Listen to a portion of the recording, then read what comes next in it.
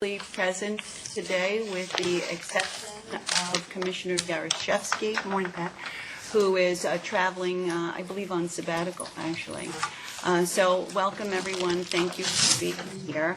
As you know, today we have our new Executive Director, Ellen Vibin, with us. And in a moment, we will hear from Ellen, but I think we'll take care of a few matters before we hear from Ellen. Matters include several updates, one from Terry Shalacy on our backlog and the status of what we're doing there, an update from Jean Clemente on certain administrative actions that have been taken since our last meeting. And of course, I guess we should move first to approve the minutes from the public session of last January 31st meeting. I know that everyone has received a copy of the meeting book. The minutes are in there. I assume everyone has reviewed them. Does anyone have any comments, proposed changes to the minutes? Is there a motion to approve? Second? Second. All in favor? Aye. Any opposed? Okay, motion carries. On to our updates. Terry, would you give us the update on the backlog? Sure. Since our last commission meeting, we hired Jerry Comero on a temporary basis. It's been a huge help to me. Could you speak up a little bit, please? Sure. And since the last meeting, we've hired Sherry Calnero on a temporary basis.'s been a huge help to me. He's been on board about 2 weeks. Between she and I, we've responded to a lot of the incoming phone calls and emails, probably 150 between the two of us. In addition to probably 30 or 40 requests via email from folks seeking guidance. In addition, we've processed 4 or 5 informal opinions for individuals who need immediate assistance with regard to, pending job offers and that kind of thing. That having been said, we still have a backlog of about 40 requests for informal opinions. So we're trying to make our way through them, but it's difficult. With Sherry here, I was able to flip over to the investigation side, and with the assistance of our paralegal, we have gone through a lot of the complaints that have been pending. I was able to process quite a few of the complaints that were no jurisdiction or referral to other agencies. But again, the backlog there is huge, and we have absolutely no investigators on staff right now, so they're piling up. Okay. Any questions for Terry? Okay. No questions. We'll move along to the administrative update. For fiscally, as of last Friday, we spent $2.9 million of our cash total, which is $3.4 million. For revenues, we've deposited $565,700 into the general fund. For those of you that are not familiar with our revenue flow, this is from lobbyist registration fees, client filing fees, late filing fees, and fines are the typical revenue sources. It's cyclical. We go up and down depending on whether it's the first year of the lobbyist biannual registration cycle or the second. Right now we're in the second year. For next year, we will be in the first year of the new cycle and expect our revenues to be up to about $1.3 million. So it's almost double, if not more so. That's solely due to the registrations that come in. For follow-up for the administrative subcommittee matters that we had spoken about at the last meeting, I followed up on the computers. A new state contract finally came out about a week ago. The price to purchase the computers was less than originally projected. We had projected it based on the last contract. It ends up that it was actually cheaper to buy new computers than it is to upgrade the old ones. With upgrading, we also didn't have the guarantee that they would be running quite as well, even with the upgrades, as a new computer would run. So I put in a request to the Division of Budget to expedite process a new purchase of computers and to hopefully get it so that we can order and disperse that funds before the end of this fiscal year. The lease, I did followed up and contacted OGS. We talked about a number of solutions to reduce the size of our lease space. As you know, we have about 6 more years left on our lease. It's costing us approximately $600,000 a year, and that includes all the add-ons that go with it, escalations, electric, gas, janitorial services. The options that we discussed include maybe finding another agency that would take on some of our space, take maybe half a floor or one of the smaller floors that we have, or else perhaps even swapping out the entire space with an agency that could actually fill all 3 floors, and we would move into their space. One of the considerations on moving into state space is we have the high-density filing system, which is very heavy and needs additional support as far as the floor load is concerned, and we already know that the agency buildings would not support us moving the high-density filing system. However, because we anticipate that every year we're going to have less and less files since we've gone electronic, particularly with the FDS filings where most of those files are stored, we anticipate that our needs will diminish and we could perhaps switch to traditional filing versus the high-density system. The temporary hires, as Terry mentioned, we did hire Sherry as a temporary attorney. We've also been collecting resumes for investigators and attorneys. We have approximately 100 investigator resumes and 50 attorney resumes, and these will be presented for review to... Did you say 100 resumes? approximately, I think, was 100, yeah. Will be presented to the new executive director for consideration.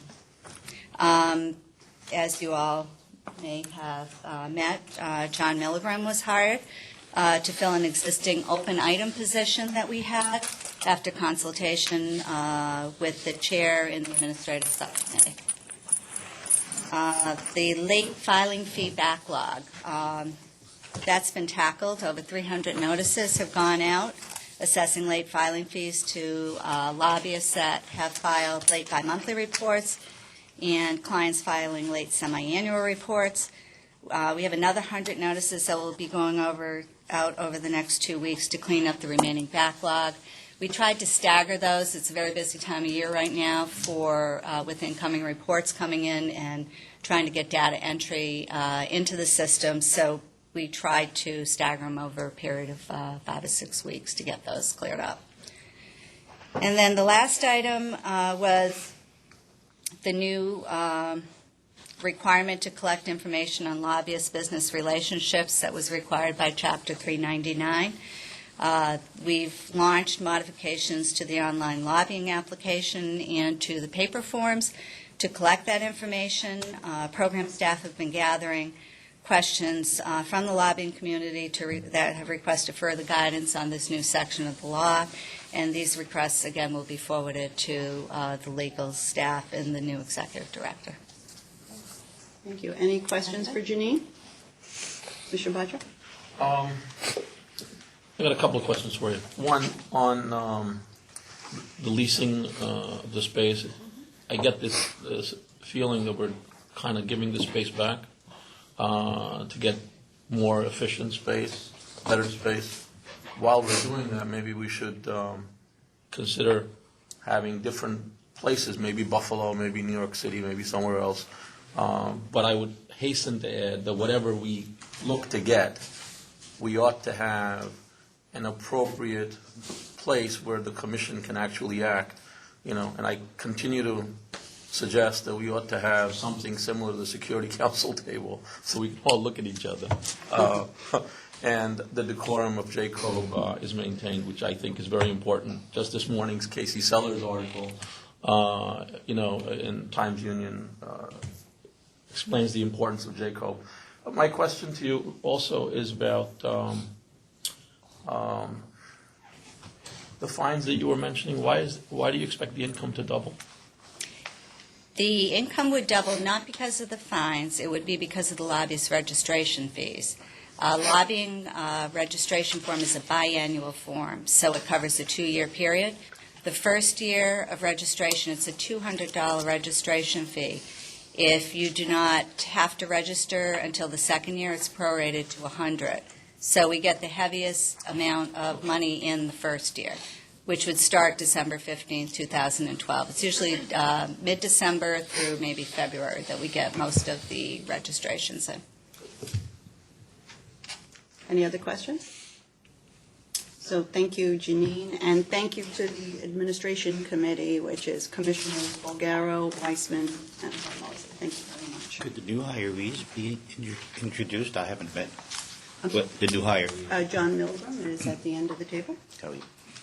and we'll talk with him a little bit. Okay, so let's move to our new executive director, and before I cede the floor to Ellen, I just want to say that over the last couple of weeks, I have watched Ellen work very hard in order to familiarize herself with the law that governs this body and the work that we will do together as commissioners of JCO. And as importantly, she's worked very hard with me, with members of the staff, to familiarize herself with the organizational structure that exists right now, the staffing that is in place, and most important, with the organizational needs and staffing needs as we go forward. And quite impressively, Ellen has put herself in a position where today she can present to us a staffing plan, which is required under the statute for the executive director, as you know, to present a staffing plan to this commission for its consideration and approval before we can start the process to actually staff up. And she is prepared today to present that plan for our consideration and hopefully our approval. The staffing plan, along with the delegation of authority, are two very important things that we will address today. I know there's something that all of us are very anxious to get on with and move the work of the commission forward.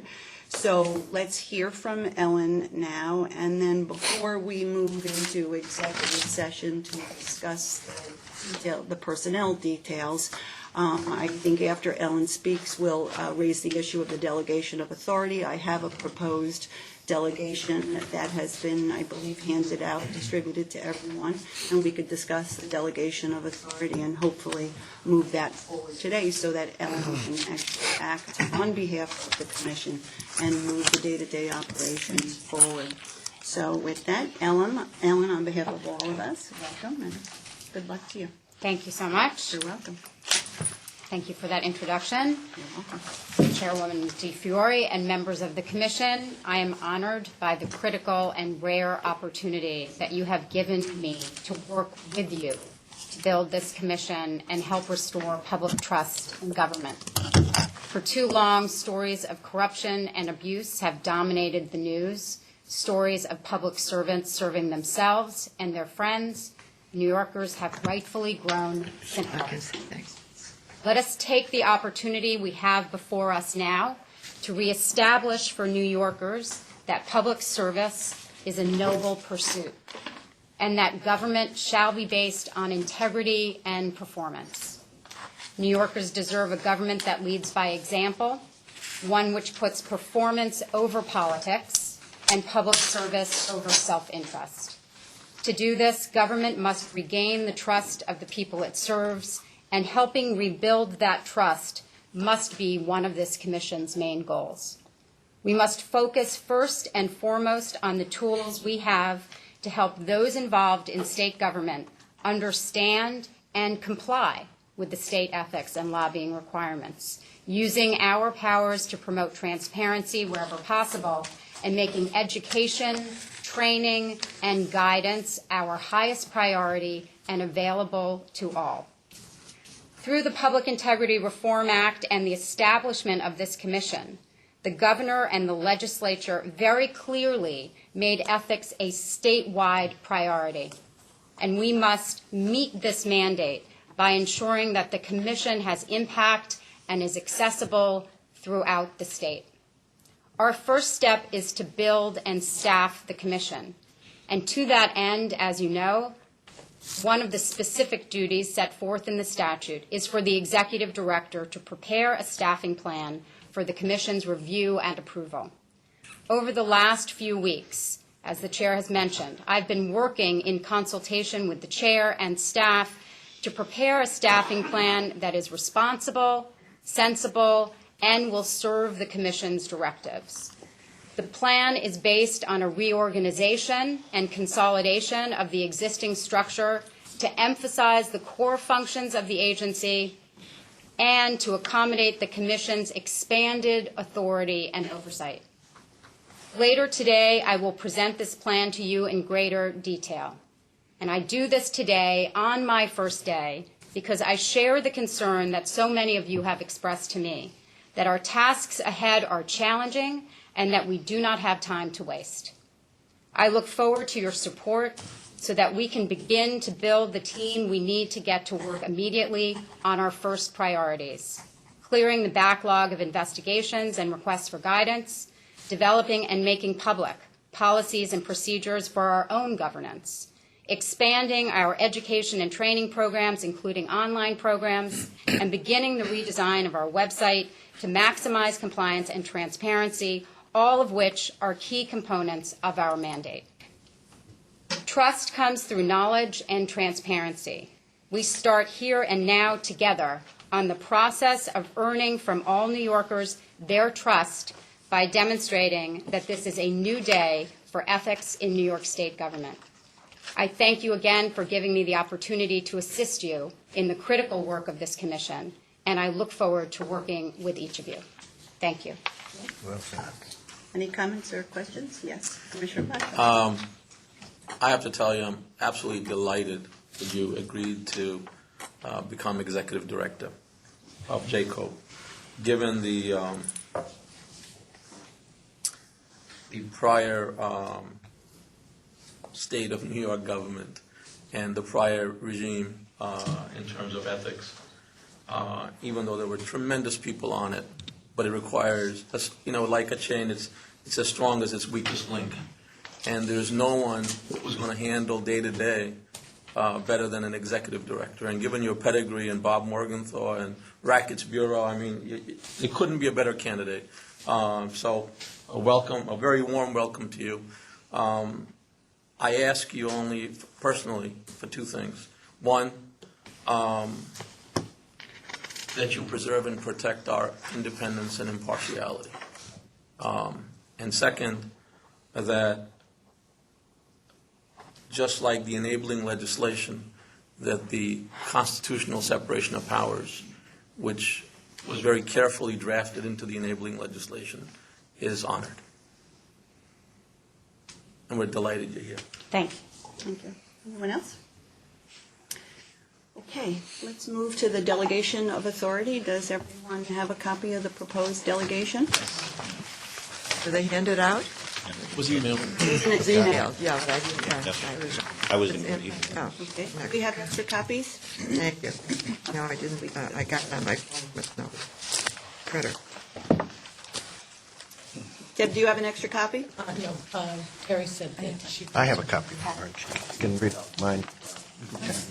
Okay. Great. Can we get some extra copies? Thank you. You'll share. I saw it on my phone, but it was, Okay, so I couldn't see it well. basically the delegation tracks the statutes and lays out all of the, with the exception of those items that require authority of the commission, lays out the day-to-day operations that we are hoping to delegate. It's a lot of work. to the executive director. So who would like to start the discussion? Any comments? I Dan? just have a question. Yes. The resolution tracks the legislative language in the statute, am I right about that? Yes. Correct. So this is a resolution where we do adopt it, we would be ratifying the plan that the legislature and the executive branch enacted last year when they enacted JCO. Is that right? That's correct. Okay, great, thank you. Yeah, I do have some questions. On the first paragraph, the authority to appoint, is that going to be done in accordance with the hiring procedures that the commission uses? I mean, the normal BCI checks, the credit checks, and with new staff, I don't know if you're going to go out and do public outreach to fill some of the vacancies that exist. Terry, what we spoke about the BCI checks and background checks. Talk us through what has happened in the past with respect to new hires. When the two agencies came together, prior to that, actually, the former State Ethics Commission, the staff of the former State Ethics Commission did go through BCI checks. The Lobby Commission employees did not. When we came together, the decision was made that for new hires going forward, that we would have BCI checks done for new employees. So we've implemented a process where we work with the state police to make that happen. Great. And if you know the answer to this question, how long does it take to turn around a background check? Well, it depends on their backlog, and it also depends on whether an individual has had a BCI check, within a relatively short period of time, because then it's just an update. But Sherry's, for example, was turned around fairly quickly, maybe 2 or 3 weeks. Great. Okay. And then the other part of that is the question of just how we're going to go, how it's anticipated that the staff will be hired. I mean, will it be done in they're exempt positions, but is there going to be some kind of public outreach, or, how are people thinking that this is actually going to occur? Well, we already have unsolicited, basically. How many investigator positions? I think we're out there in a big way. Yeah. I think we've spoken enough about the fact that we are not staffed and we're interested in staffing up. And I think depending on budgetary constraints, that of course if we find that there is a lacking of qualified candidates, we could always look to do paid advertising. I'm hoping that that is a last resort, given where we are in the budget. But also, I'm hoping that everyone around this table, after we're familiar and adopt the staffing plan, helps the executive director in terms of cultivating competent, qualified candidates for consideration. So until we reach the point where we feel we don't have a qualified candidate pool, I think we'll take it step by step. Anything else, Commissioner? No, please I'm continue. at 5. Please continue. You got anything before 5? No. 1 to 5 was easy.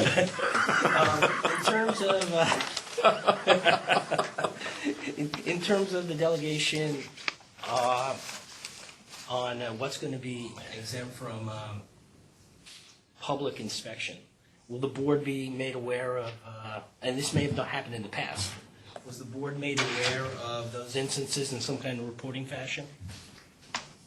I'm not sure I understand what you're asking. Well, if you take a look at what number 5 says, it permits the deletion of certain information, so they could be individuals or categories. I don't care about, I don't think we should care about individuals per se, but just those types of exemptions, will the board be made aware of, either monthly, quarterly, annually, something along those lines? We're talking about, I think it's 2 questions in there, isn't it? One is, who sets the policy as to redaction? And second, how many The delegation. production was done? Yeah, the delegation's going to set the policy there. We just should know, as a board, I think, just what's happened. I think that as we work with Ellen, that we should, as any organization, establish certain reporting requirements by the ED up to the commission. Certainly, if we would like her to have those issues, she will, at our direction. Just, Six. Item 6. I'm down to 12. Okay. Just as a technical matter, I think we may have 2 ethics training. We have programs. I think the one for the one for lobbyists, probably going to be significantly different than the one for the specific needs officers. Here you go. No, pal, keep going. Again, a lot of these go into that category of reporting to the board at some point. Number 16, just, it's good for us as a commission to know, how many informal opinion letters that the staff is getting out, making sure we're catching up with the backlog. Yep, absolutely. Oops.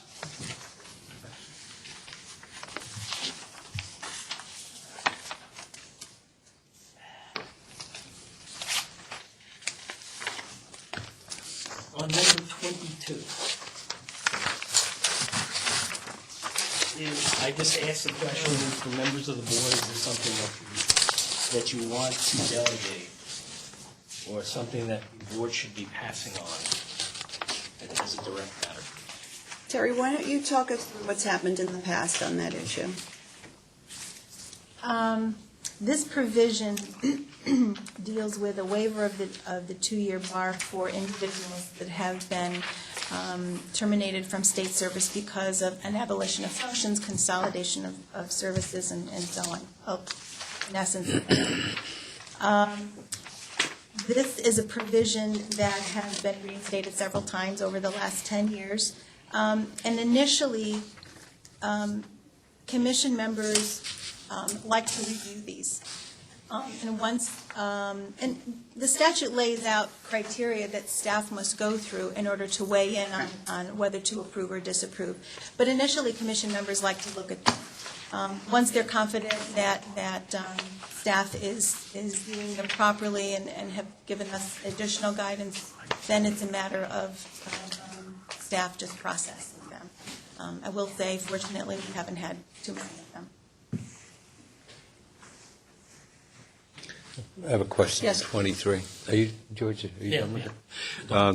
it? Does 23 refer to, does the language mean that a spouse has the ability, in effect, to refuse to provide information, or does it mean that for other reasons the information is not available? I didn't understand the language as it's written. This has come up in very limited and isolated circumstances, but very difficult circumstances, where the state employee is separated from their spouse, but not formally separated, and there's a lot of animosity between the partners. They're still married, and one partner refuses to give the other partner information that is required for filing a financial disclosure statement. So it's not spousal discretion, it's the inability to access the information? Correct. Are you, Terry, suggesting that people who are married, happily married, don't have spousal hostility? I'm not going to go there.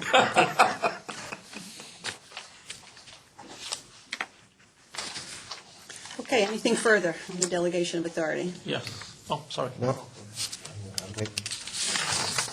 I guess George and I went to the same school of reading, so I have a series of questions. Paragraph, first of all, great job. It's awesome to read this because it really shows the amount of work that JCOB has to do and how important it is to bring integrity back to equality. So thank you for putting this together. For paragraph 8, because JCOB is unique in New York state governance, because it's the first time it's a by-branch entity, which is why the enabling legislation has the due deference to constitutional separation of powers. In the past, New York State Inspector General's office, something you've admirably chaired, until yesterday, I guess, used to have had the jurisdiction over, for example, Public Integrity Commission, as mentioned by Fisher's time. I suspect now that doesn't exist because it's a by-branch commission. The IG's office still has oversight over Jacob, Now, how would that be?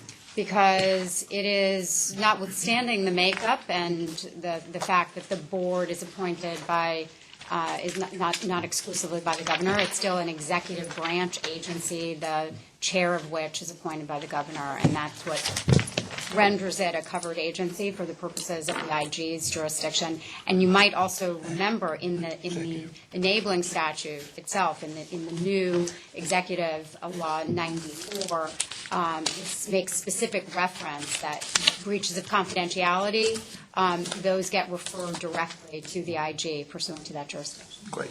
Okay.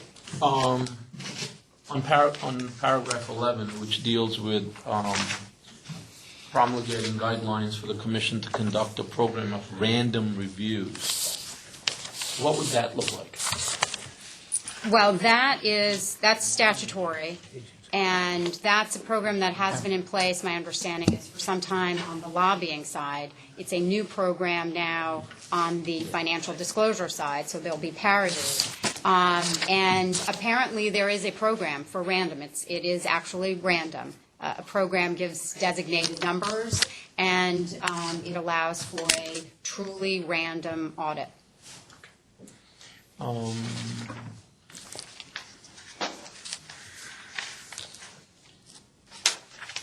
Now, if you go to paragraph 13, which talks about, pursuant to Executive Law 9411, to inspect all financial disclosure statements. Now, if you juxtapose that to 11, which is a program of random reviews, why the overlap? Barry? For 11, I think there what we're looking for is that they've been filed, that they're complete, if they're paper, that they've been signed. So that review is just, a cursory review for completion. Also, 11 makes reference to promulgating the guidelines for the random audit, and 13 makes reference to actually inspecting, as Terry's indicated. Going to number 16, which is to issue informal letter opinions. Now, would that be issued by the commission after having those informal letter opinions been reviewed by the commission as a whole, or done by the ED directly? These are the informal, what the distinction between the informal and the formal advisory opinions is just that. Okay, great. Anything further? I know Commissioner I'm Bulgari. sorry, No, there's two more. help yourself. Well, 19 and 20 are now resolved, given 11 and 13, so that's done.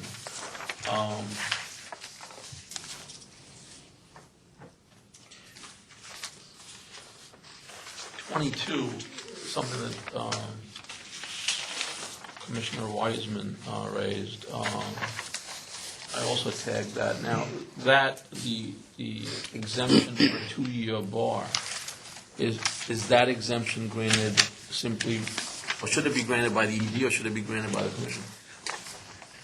Terry, explain how it's laid out in the statute. If someone is separated from state service and they have not been designated a policymaker, what happens is the agency gives that individual a certificate which says that they're waived from the 2-year bar because they've been separated from state service for one of the specified conditions in the statute. If they've been separated from state service and they've been designated a policymaker, the agency gives them that certificate saying that they've been separated for one of the statutory reasons. But then the person also has to come to the commission for a review to determine the kinds of work that they might want to do once they leave state service. And then the commission, the staff, makes a determination whether, given that person's position in government and what they hope to do once they leave state service or once they're out and looking for a job, whether that will be problematic. And again, the statute weighs out the criteria that are to be considered in making that ultimate So if you're a determination. policymaker and you've separated from a state agency, and you have to come to J-Crow to get an exemption, who grants the exemption? Is it the commission or the ED? Well, I believe the statute says that the commission does, but in the past, the commission has, by resolution, authorized the executive director to make those determinations.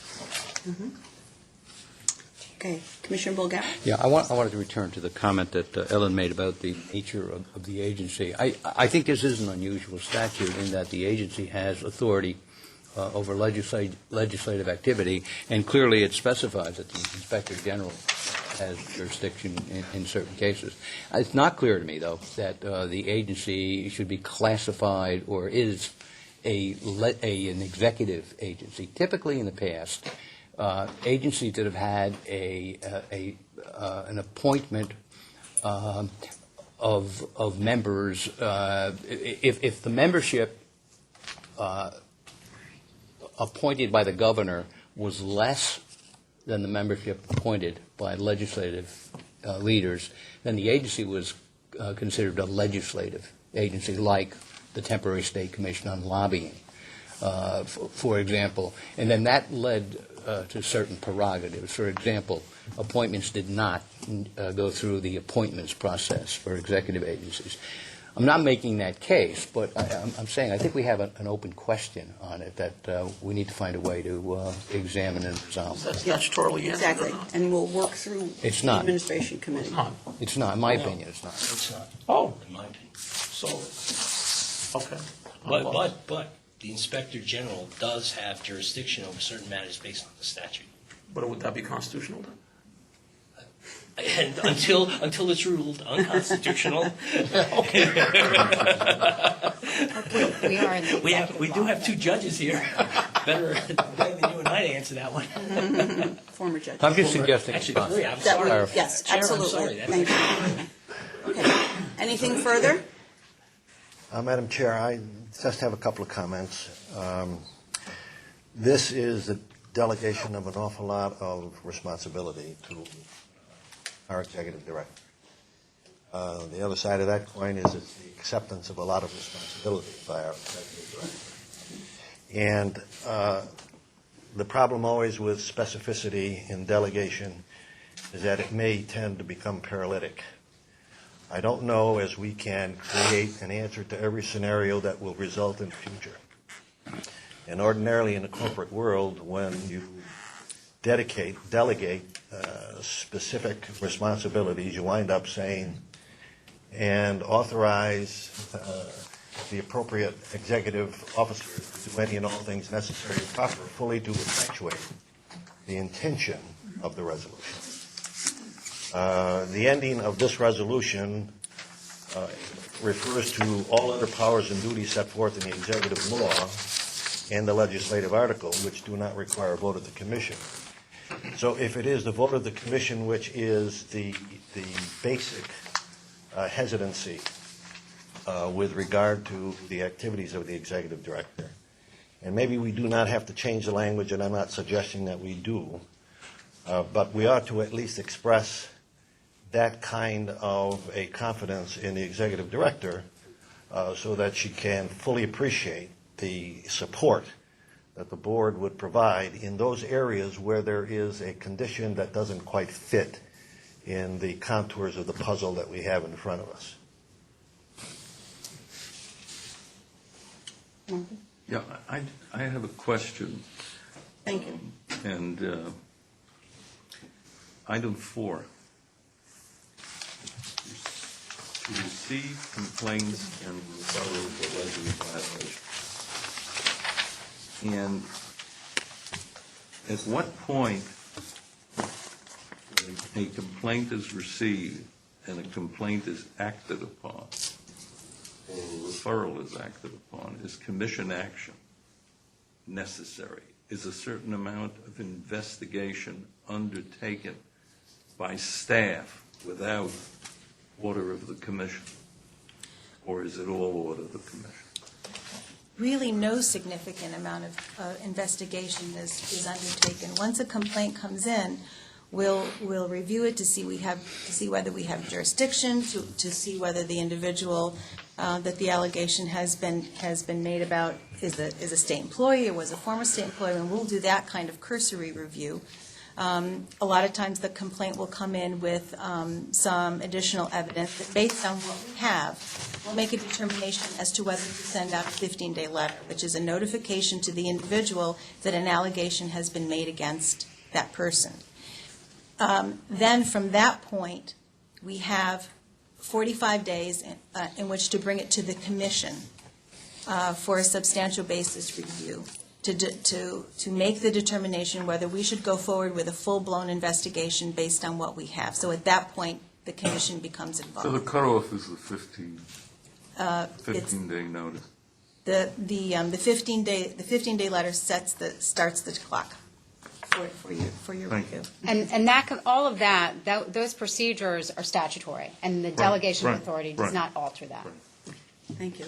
So getting back to Commissioner DiOrio's point, is there any additional language you think is necessary or would suggest to add to paragraph 24? Do you think that provision communicates and instills confidence? I think the intention of 24 is to do that, Yeah. but it kind of restricts itself to, again, the specifics of executive law and the legislative law article. What I'm talking about is something a little bit broader than that, so that there is a conscious expression of support for the integrity of decision-making that has to go on by the executive director on a day-to-day basis to make this deal. And if there were, an amendment in order, I would just propose to add that the executive director be authorized. Well, I wouldn't say just executive director and all other proper officers of the commission be authorized to do any and all things necessary and proper fully to effectuate the intention of the resolutions which we are asked to adopt here today. I'd second that. I like the idea, but I would say why not make it to the ED, because the ED is going to run JCOB day to day. And if she directs certain people to have certain roles, they're reporting to her. I don't think we want to make a direct delegation of authority to people subordinate to her. I think that should be her task. Well, but if she directs staff to do something, they should be authorized to do it, so far as the resolution is concerned. There isn't any question about the process. It's just a matter of expanding the understanding with regard to things that may come up in the future that we cannot here today anticipate. So what would the amendment look like? It would be an added sentence? Yeah. Just an Get it in there. added provision at the end, maybe call it the 25 amendment. Okay, anything further? Okay, do I hear a motion? I move the adoption of the resolution. I second that. All in favor? Aye. Aye. Any opposed? Motion carried. Thank you.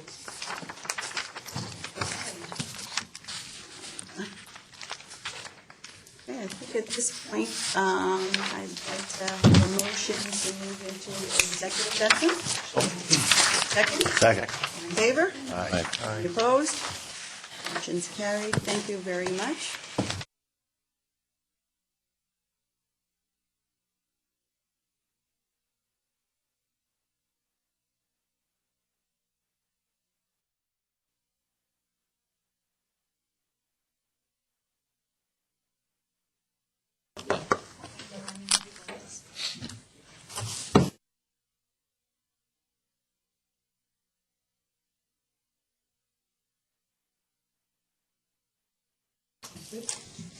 Are we up and running? Yeah. Okay, we are now back in public session, and on the open meeting agenda, under item 5, public announcement of actions from executive session.